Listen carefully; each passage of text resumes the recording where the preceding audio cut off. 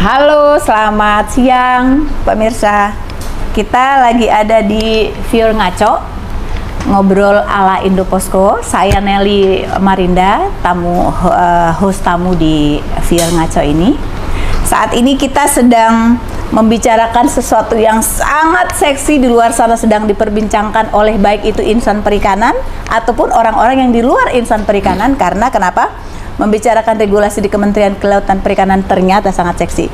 Saat ini kita bersama dengan Laksamana Muda Adin Nur Awaludin selaku Dirjen Pengawasan Sumber Daya Kelautan Perikanan. Selamat siang Bapak. Selamat Apa siang. kabar? Alhamdulillah baik. Boleh Pak dibuka? Oh iya. Meskipun belum statusnya belum beralih ya dari pandemi ke endemi, kita tetap Alhamdulillah jaga. sudah vaksin 1, vaksin 2, sudah Tinggal booster. 3. Oh, udah booster. Udah booster. Syukurlah Pak. Iya. Gimana kabarnya Pak? Alhamdulillah baik. Alhamdulillah sehat. Iya Pak Awaludin, kita Pak Adin, kita agak-agak bicara yang sebenarnya sih agak serius. Ya. Tapi kita mencoba menyampaikannya secara rileks karena ini kan banyak juga nanti viewer kita itu yang bukan orang berpendidikan. Ya. Sehingga apa-apa nanti yang disampaikan oleh Bapak tuh mudah dicerna oleh teman-teman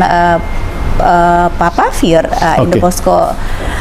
Saat ini Pak, saya mungkin memulainya dari yang viral ya. Kemarin ada penegakan yang menurut saya terlalu kenceng mungkin larinya, langsung mungkin pakai after atau langsung masuk gigi berapa gitu, kayaknya melajunya sangat kenceng. Viral terkait pelanggaran WPP, langsung dikenakan sanksi administrasi. Lalu si pemilik kapal langsung bayar, jumlahnya spektakuler. Boleh Pak dijabarkan seperti apa sih sebenarnya regulasi yang sekarang diterapkan untuk pengawasan sumber daya kelautan perikanan? Oke, terima kasih. Assalamualaikum warahmatullahi wabarakatuh. Yang perlu saya tegaskan awal, saya Dirjen Pengawasan Sumber Daya Kelautan Perikanan tentunya harus responsif. Yes. Dari aturan yang ada, saya harus responsif melihat situasi bahwa ada sesuatu yang salah, ya harus kita tegakkan. Itu yang harus kita pegang. Pak Menteri juga selalu menegakkan bahwa illegal fishing, IUU fishing, illegal, unregulated, unreported harus legal, harus regulated, harus reported. Ini pegangan kita.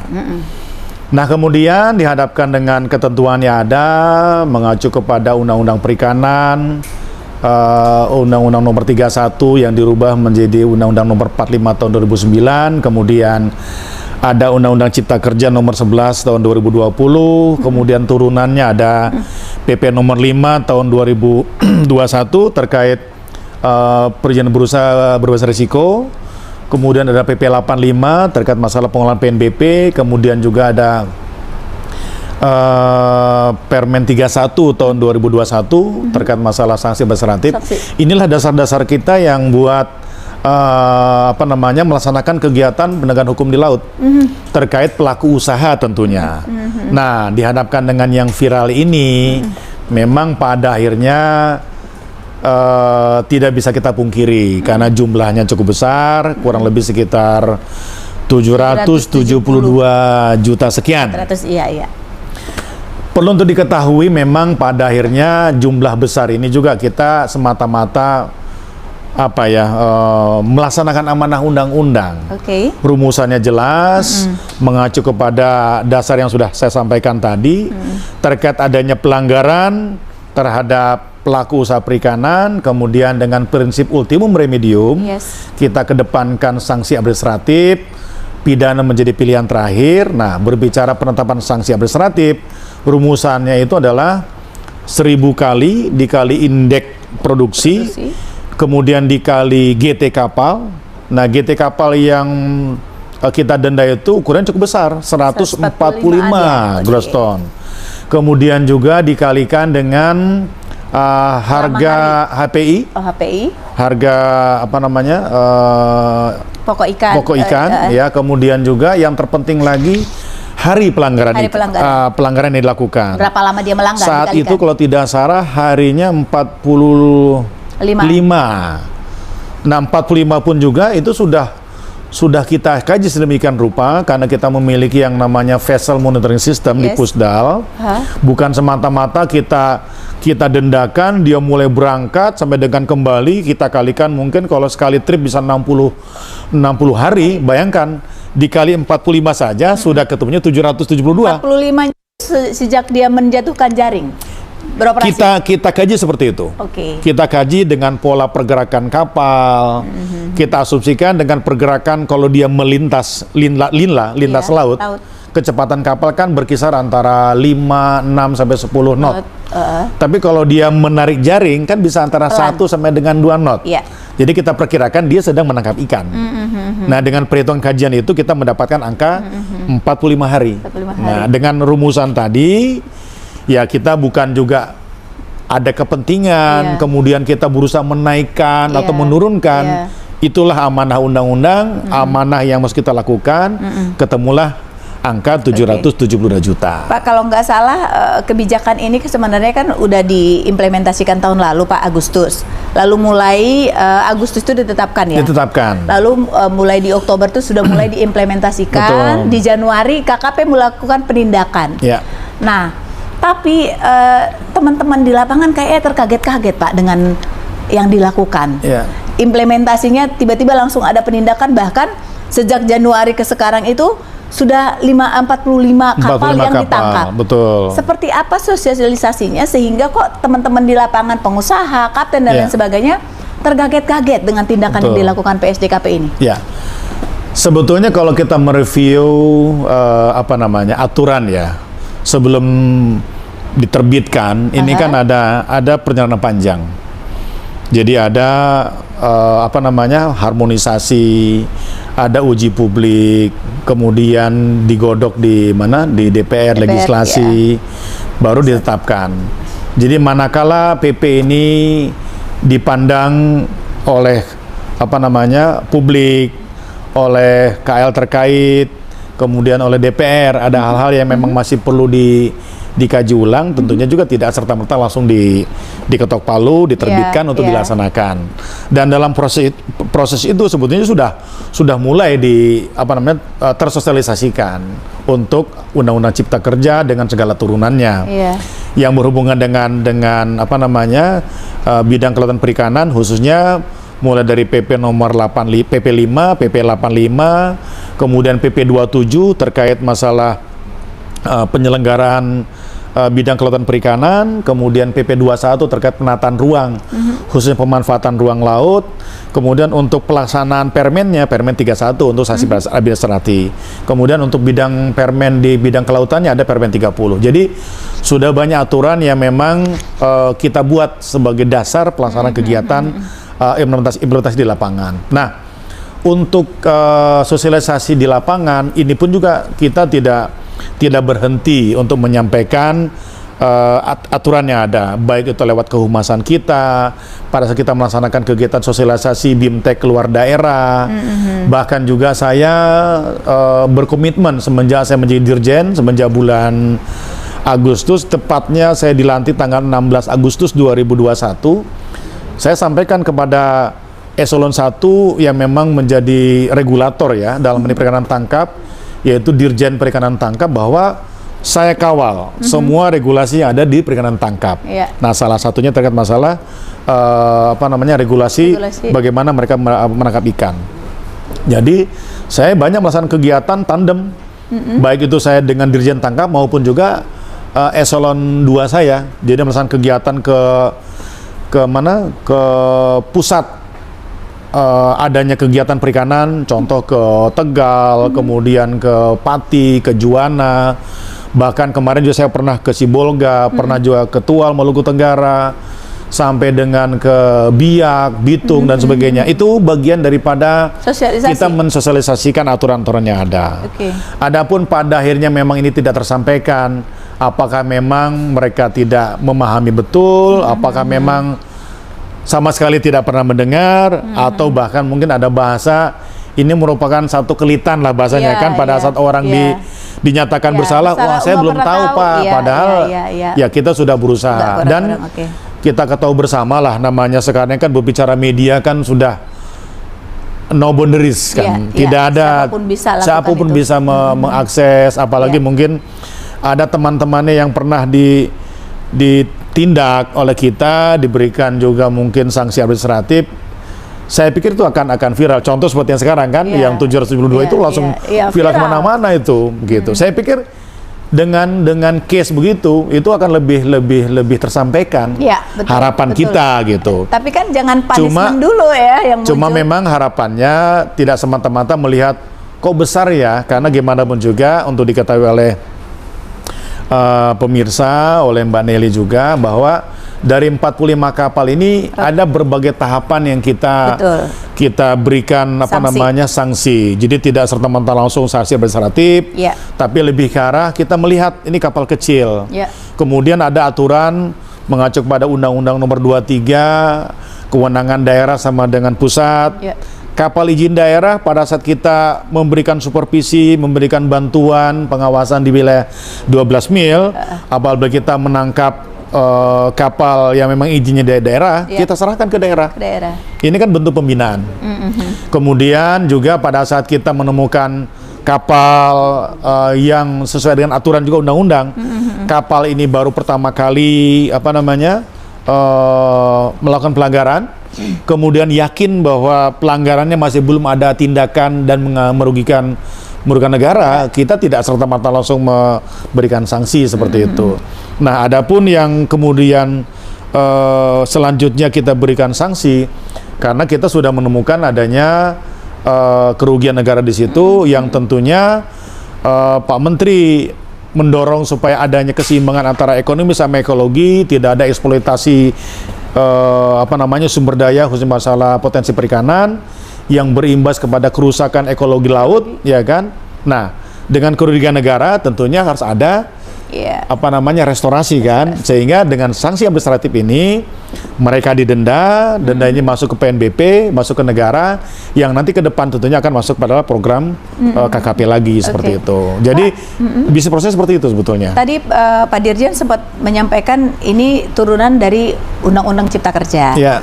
Nah, sementara Undang-Undang Cipta Kerja itu kalau nggak salah masih inkonstitusional bersyarat selama 2 tahun sejak diundangkan, sejak Ya. diputuskan. Ya. Nah, bagaimana sikap ibaratnya kalau ada kritikan ke pemerintah dalam hari ini KKP terkait hal tersebut, apakah implementasi dari kebijakan tadi itu menjadi kebijakan yang ringan, dianggap ringan karena yang berat-berat itu ditangguhkan dulu, kabarnya Ya. seperti itu. Tidak demikian. Jadi Pak Menteri, mohon maaf, Bapak Presiden sudah menyatakan bahwa Undang-Undang Cipta Kerja ini sudah final dan sudah diberlakukan. Adapun kebijakan 2 tahun ini semata-mata untuk mereview apabila ada kekurangan untuk menyempurnakan seperti itu. Oke. Dan tidak ada turunan atau aturan yang baru yang sudah ada Oke, di masa uji ini di ya? masa 2 tahun Oke, ini. oke. Jadi seperti kalau setelah Undang-Undang Cipta Kerja kemudian ada PP 85, PP nomor 5, PP 21, PP 27, kemudian di breakdown lagi ke Permen KP, ini berlangsung di masa 2 tahun ini. Oke. Nah, di masa 2 tahun ini tidak boleh ada lagi peraturan pemerintah yang diterbitkan. Setelah 2 tahun clear, baru nanti akan ada lagi. boleh lagi Oke. untuk turunannya Iya, untuk iya. mengatur yang lainnya Karena seperti untuk itu. mengevaluasi dulu nih hasil Yes, tujuannya peraturan. seperti itu. Iya, iya, oke. Namun demikian, saya meyakinkan kepada Mbak Nelly, kepada pemirsa bahwa saya sebagai Dirjen Pengawasan Sumber Daya Perikanan, kita firm dengan aturan yang ada. Kita tidak melihat bahwa ini besar, ini kecil. Sepanjang ini besar, contoh seperti yang akhirnya dengan berat hati, saya harus menetapkan sanksi denda administratif dengan besaran 700.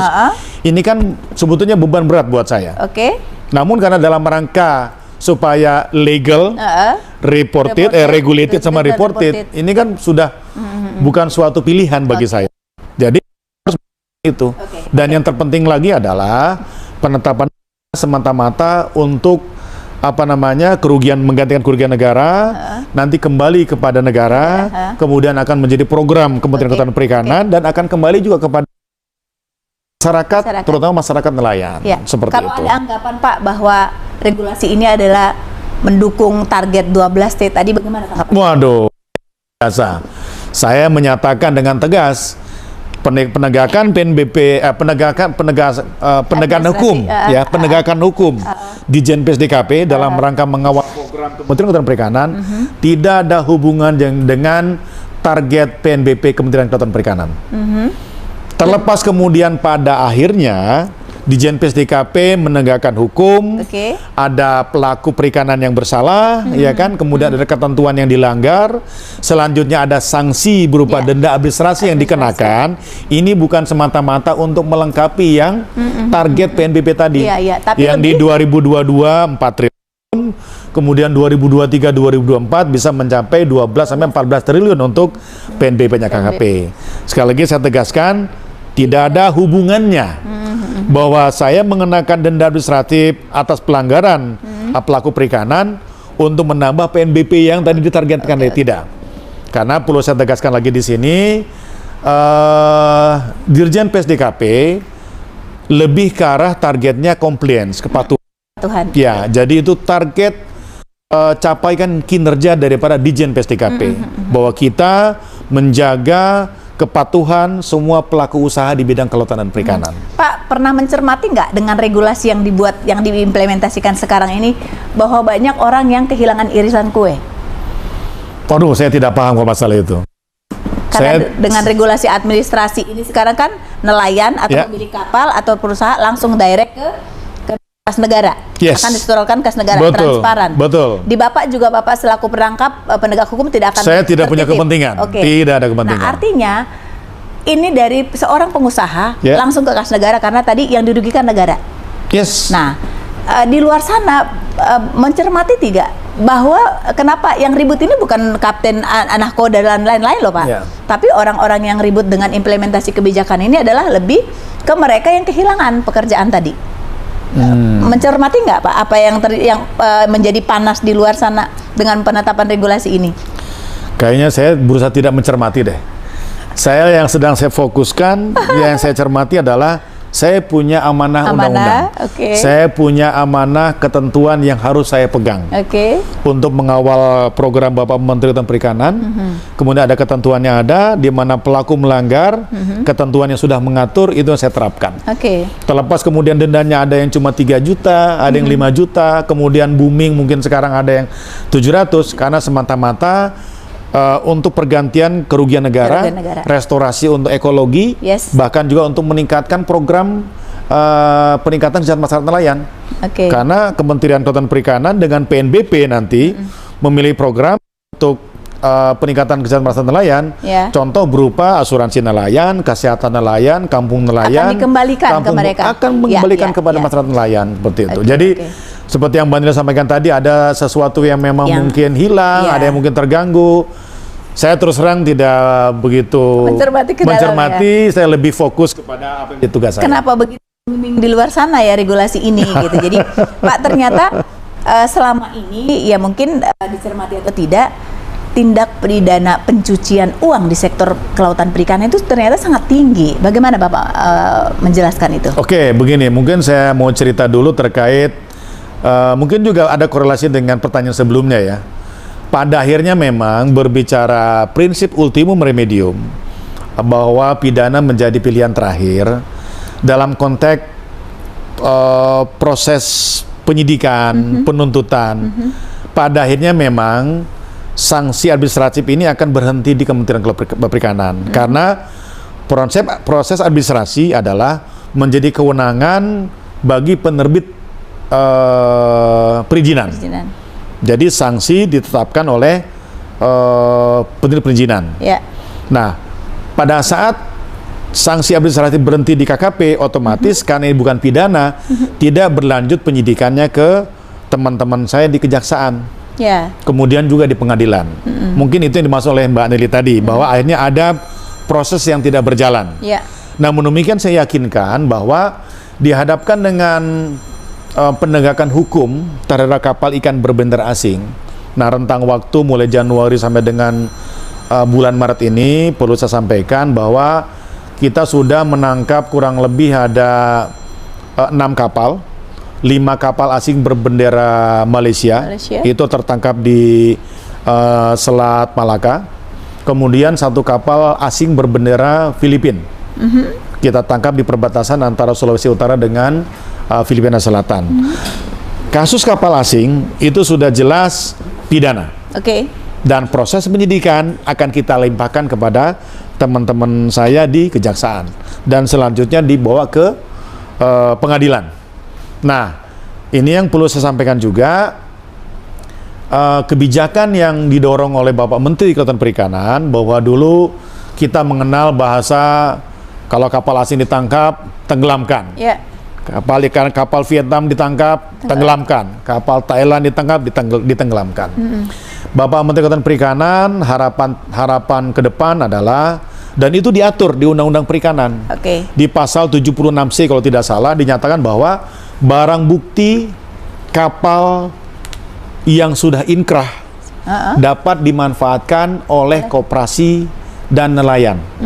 Nah, jadi yang sedang kita dorong sekarang, kapal-kapal ikan Malaysia, kemudian juga kapal ikan dari Filipina yang sedang berproses, kita dorong permohonan kepada Kejaksaan RI untuk dapat dimanfaatkan setelah inkrah tapi. Nah, kenapa demikian?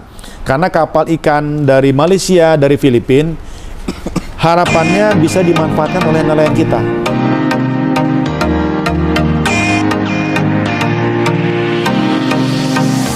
Pak, kabarnya kan tindakan pidana pencucian uang. Bagaimana Bapak menjabarkannya? Oke. Perlu saya sampaikan di sini adalah untuk kewenangan tindak pidana pencucian uang memang juga baru diberikan kepada PPNS Perikanan.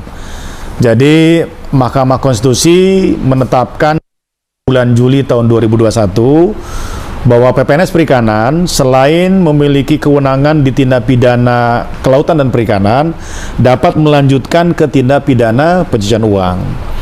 Nah, berbicara pencucian uang ini, analoginya adalah uang yang dihasilkan dari kejahatan di tindak pidana perikanan ini akan kita sidik. Ya.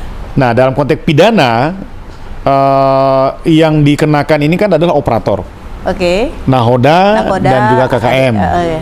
Nah, untuk pencucian uang yang akan kita jerat adalah pemilik.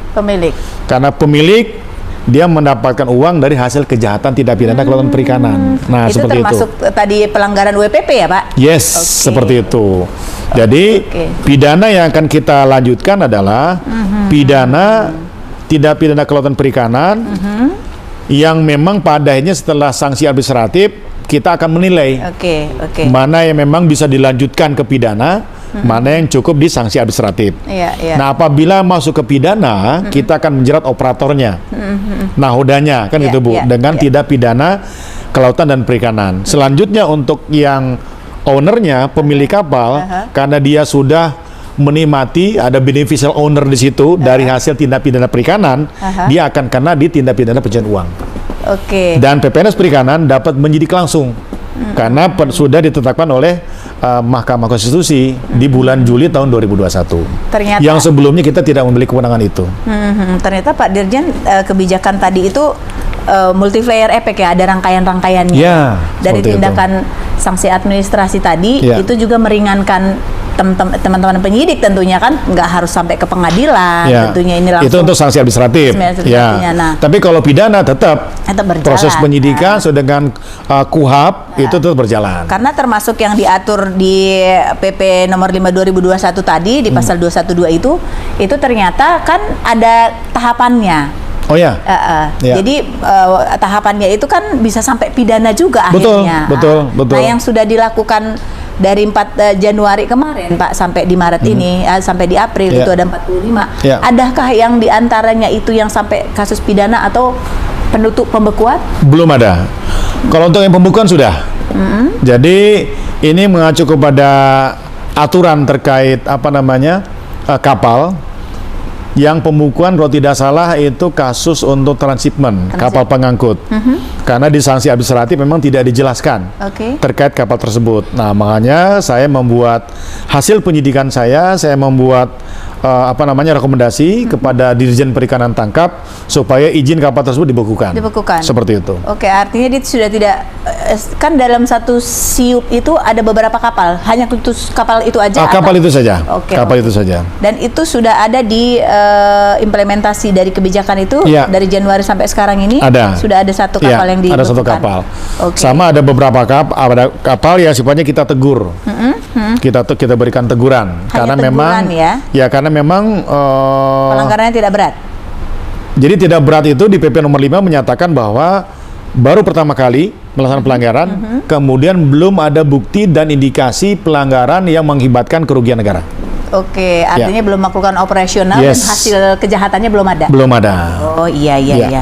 Oke, Pak Dirjen, di laut sana itu kan kewenangan untuk perikanan ini, bahkan penyidik itu bukan hanya PSDKP saja. Ada teman-teman kita dari TNI AL, Polairut, Bakamla dan lain sebagainya.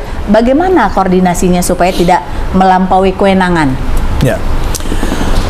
Sesuai dengan Undang-Undang Perikanan, di situ jelas bahwa penyidik perikanan ada perwira TNI Angkatan Laut, ada polisi, kemudian PPNS Perikanan. Adapun Bakamla mengacu ke Undang-Undang Kelautan, mereka bisa melaksanakan kegiatan penghentian, pemeriksaan, namun kemudian untuk di bidang perikanan, mereka akan menyerahkan penyidikannya ke PPNS Perikanan di setiap pangkalan yang ada. Nah, berbicara koordinasi ini, kita berusaha tetap kami dorong di setiap pangkalan berkoordinasi dengan aparat wilayah, baik itu kepada Komandan Lanal dan Lantamal, kepada Dirpol Air, pihak kepolisian, kemudian juga ada pangkalan-pangkalan Bakamla di situ, untuk supaya tetap mereka berkolaborasi, berkoordinasi untuk melaksanakan kegiatan pengawasan di wilayahnya masing-masing. Kemudian untuk tingkat pusat, kita sering melaksanakan kegiatan yang namanya rapat koordinasi antar penegak hukum. Itu kita laksanakan setiap triwulan 1 kali.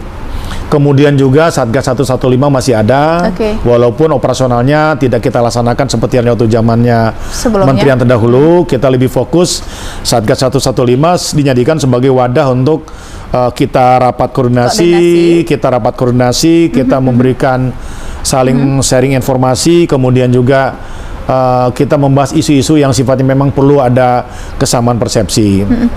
Nah, puncaknya kemarin dengan berbagai regulasi yang ada di KKP, Direktur Jenderal Pengawasan Sumber Daya Kelautan Perikanan, kita membuat namanya Rapat Kerja Nasional di bidang Rapat Kerja Nasional Pengawasan dan Penegakan Hukum di bidang kelautan perikanan, yang menghadirkan berbagai kementerian berbagai kementerian lembaga, khususnya dari penegak hukum di bidang kelautan perikanan, ada jajaran TNI AL, ada jajaran kepolisian dari Bakamla, bahkan kita mengundang seluruh komandan Lantamal, ada 14 komandan Lantamal, kemudian ada 3 panglima armada, mulai dari armada 1, 2, dan 3, semua Kapolda, ada 34 Kapolda hadir di sana, ada dari Kejaksaan, kemudian seluruh kepala dinas perikanan, kemudian berbicara adanya kewenangan pusat dan daerah, Undang-Undang Nomor 23, kita undang juga Kepala Biro Pemerintahan Daerah, sehingga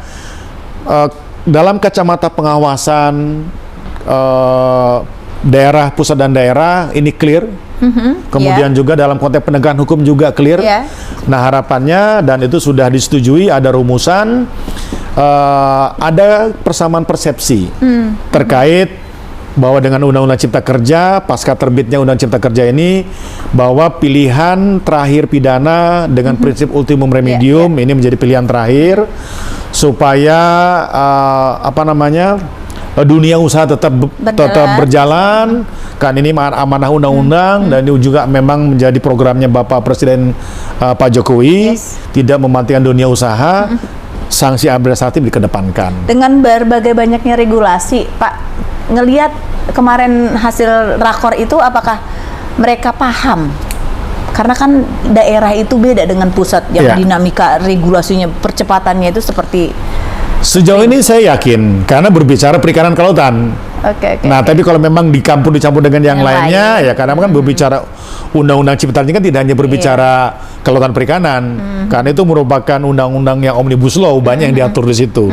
Nah, kemarin kami fokus ke bidang kelautan perikanan, kami yakin polisi, Polair yang memang membidangi masalah perikanan, kemudian juga TNI AL juga, karena memang menjadi salah satu tugas pokoknya di Undang-Undang Nomor 34, kemudian juga Kadis Perikanan, kayak memang dia sebagai pembina nelayan di wilayahnya, kemudian berbicara pengawasan kewenangan antar daerah, pusat dan daerah, dikawal oleh Biro Pemerintahan Daerah, gitu. Pak, dari berbagai lintas yang mengambil alih ke pengamanan di laut, sebenarnya KKP ini menjadi bapaknya nelayan, kacamata saya. Ya, setuju. Nah, harusnya KKP itu memberikan pengayoman tentunya. Kalau Bapak kan mengayomi anak ya. Harus. Tapi ada stigma dan anggapan di nelayan tentunya, bahkan di pengusaha kapal, itu ketemu dengan PSD aja scary, takut. Nah, bagaimana Bapak memberikan ke anaknya itu pengayoman yang seperti apa gitu? Jadi kalau dibilang Mbak Nili bilang tadi ke anak, mengayomi, membimbing, harapan saya pun begitu. Oleh karena itulah capaian IKU kita ini indeks kinerja utama kita adalah compliance, kepatuhan. Karena kita ingin anak-anak kita ini patuh gitu. Makanya Bapak Menteri pun juga menegaskan kita ingin tidak ada namanya ilegal, tidak ada namanya unregulated, tidak ada namanya unreported, semuanya harapannya menjadi legal, menjadi regulated, menjadi reported. Cuma yang jadi masalah kadang-kadang ada anak juga yang salah-salah gitu kan. Ya kita jewer lah dia.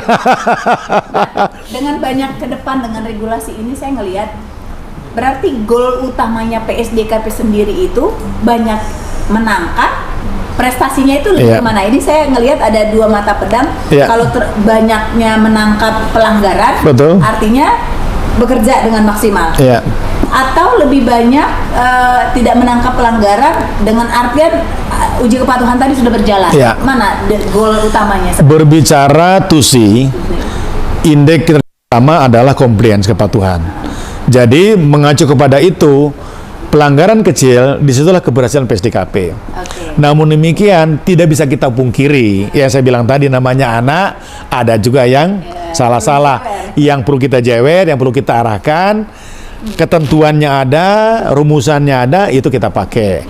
Kemudian berbicara illegal fishing yang dilakukan oleh nelayan asing, itu pun juga tidak bisa kita pungkiri. Karena contoh berbicara perbatasan antara Vietnam dengan Indonesia, ini kan masih ada perundingan. Belum lagi ada namanya, menurut masyarakat nelayan di Vietnam, Natuna itu adalah historical fishing ground saya. Jadi saya seolah masih punya hak ke sana.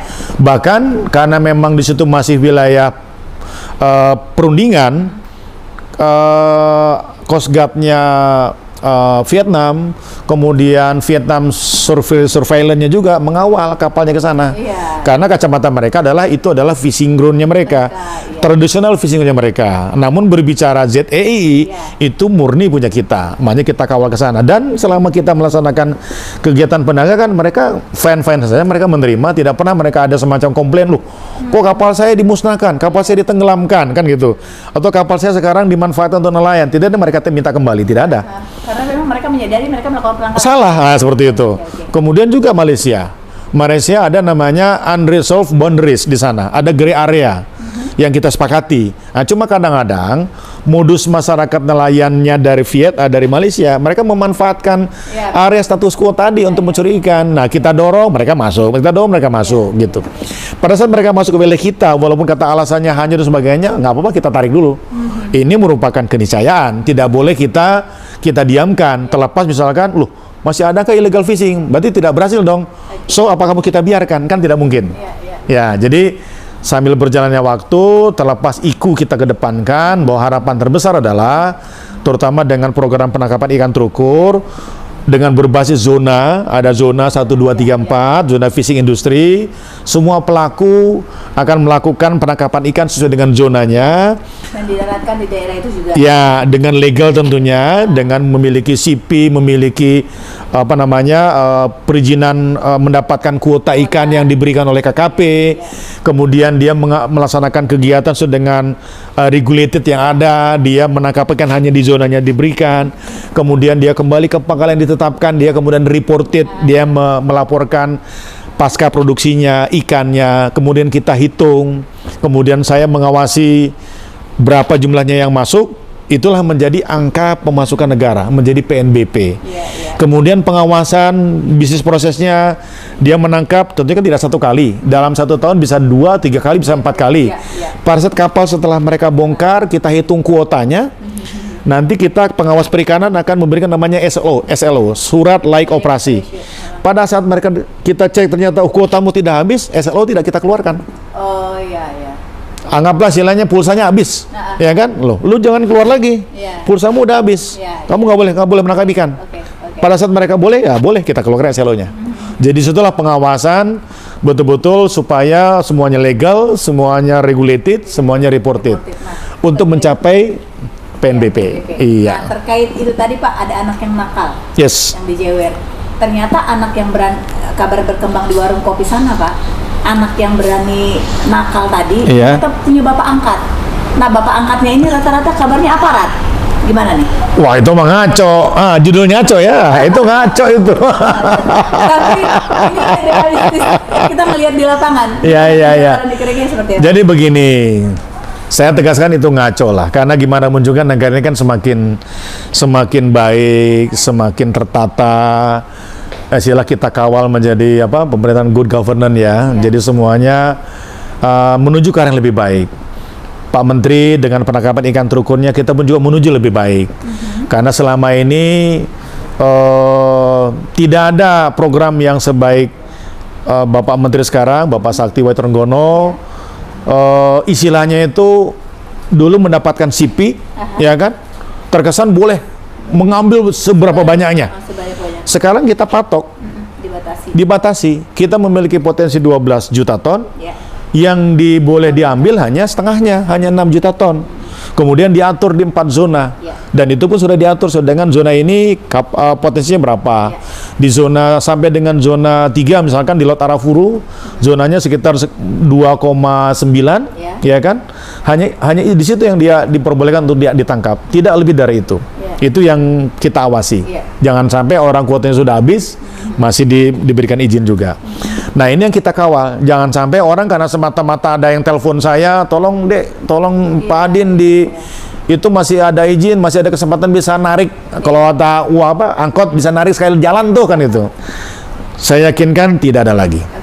Karena gimana pun juga apa yang saya lakukan dalam konteks penerapan denda administratif, ada rumusannya, kemudian ada dendanya, itu masuk ke negara. Kemudian berbicara kuota, berbicara pasca produksi, kemudian kita nilai PNBP-nya, nanti itu masuk negara.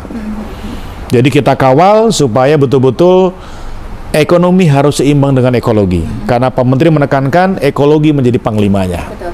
Pak Dirjen, kabar yang saya dapat, Pak Dirjen bisa langsung ngeblend di kelautan perikanan. Dan memang sih sebelum Pak Dirjen sudah senior-seniornya sudah lebih dulu. Tapi Pak Dirjen terlihat lebih ngeblend. Kabarnya dulu zaman masih kapten, Pak Dirjen itu pernah disumpah sebagai penyidik perikanan. Gimana ceritanya Pak?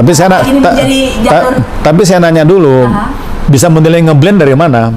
Ngeblendnya itu dari cara penjabarannya. Orang organik, orang KKP. Oh gitu ya. Kan orang angkatan laut yang dipercaya. Oh iya. Seperti apa? Terima kasih penilaiannya kalau gitu. Oke, saya pikir itu menarik ya, dan secara tidak sengaja memang ada kegiatan dengan materi penguatan pengawasan perikanan yang dilaksanakan di Makassar. Dan di situ saya memanfaatkan betul, saya berkunjung ke kantor lama saya. Lantamal, sekarang Lantamal 6 Makassar. Dulu waktu saya berdinas di sana, Lantamal 4 Makassar. Sebelum ada validasi penambahan Lantamal. Saya berdinas di sana setelah saya sekolah di Kelapa 1, kemudian saya pindah ke Lantamal Makassar itu dengan pangkat kapten. Disitulah saya disidik menjadi disumpah menjadi perwira penyidik perikanan. Ya. Kemudian saya bergelut di situ di bidang perikanan, bergelut dengan nelayan. Saat itu Kadis Perikanan Pak Husni Manggabarani. Sekarang Pak Menteri sering berbicara, Din, kamu laksanakan kegiatan Siskamling Laut untuk memastikan penangkapan ikan terukur terlaksana. Dan alhamdulillah istilah Siskamling Laut pun sudah saya saya lakukan dulu dengan Pak Manggabarani itu dengan satu pemikiran adalah ada satu pulau dia menangkap kepiting rajungan. Dia menebar jaring kepiting. Namun paginya itu jaring itu ada yang hilang, ada yang rusak. Nah, kemudian saya bina mereka dalam konteks penggalangan, karena kebetulan juga saya berdinas saat itu di staf intelijen di Lantamal Makassar. Saya bina masa nelayan menjadi mata dan telinga. Apabila mendapatkan ada indikasi pelanggaran, secara gakum dapat dilaksanakan penegakan hukum kepada nelayan tersebut. Nah, pada nelayannya saya membentengi mereka. Jadi mereka saya ajari dengan ada istilah Siskamling Laut. Saat itu kalau tidak salah orang yang punya handphone mungkin masih 1-2 lah. Jarang, tahun 97. Jadi istilah Siskamling Laut yang selama ini kita kenal kan gardu, ya kan? Gardu ronda ya. Kemudian kentongan. Nah, itu saya ciptakan di laut. Jadi kapal-kapal yang mendapatkan gilirannya untuk Siskamling, mereka berputar mengamankan jaringnya supaya tidak ada kapal yang masuk ke wilayah mereka yang saat itu menggunakan jaring troll mini. Dia bisa menggeruk sampai bawah dan dia bisa merusak jaring. Nah, memang kenapa troll itu dilarang? Karena memang dia merusak, mereka tidak ramah lingkungan. Nah jadi itulah Siskamling Laut. Ternyata apakah ini jalan Bapak dari sana tiba-tiba sekarang duduk di jawabannya walau wala bisawab. Hanya Maha Kuasa yang tahu, hanya Allah SWT yang tahu.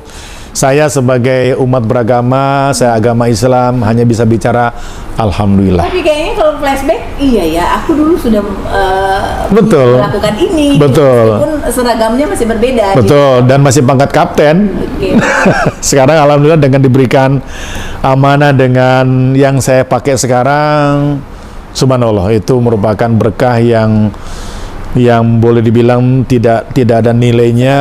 Tuntun ya Pak ya, jalannya siapa yang tahu, ikut open bidding dan lain sebagainya, siapa saja bisa terjadi. Betul. Di bangku Dirjen, tapi betul. Nyatanya Pak Dirjen dipercaya untuk menahkodai, mengkomandoi PSDKP. Betul. Gitu. Yang notabene memang sudah pernah saya lakukan di pangkat kapten tadi ya.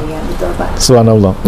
Dirjen mengalir luar biasa ya di percakapan kita. Terima kasih. Tadi yang menjadi goals pertanyaan itu sebenarnya prestasi di PSDKP ini adalah makin banyaknya tangkapan atau banyaknya uji kepatuhan. Semakin sedikit tangkapan artinya kan semakin banyak yang patuh ya Pak ya. Betul. Harapannya demikian. Harapannya lebih banyak yang melakukan uji kepatuhan. Yes. Nah, berarti PNBP-nya nanti dari sektor pelanggaran semakin meminimalis. Ya. Jadi memang PNBP, PSDKP tidak ada target. Oh, PSDKP tidak ada target. Targetnya adalah kepatuhan. Oke. Fir Ngaco, targetnya adalah kepatuhan. Yep. PSDKP menyidik, melakukan panis ke teman-teman sektor perikanan itu lebih mengutamakan efek jera. Efek jera.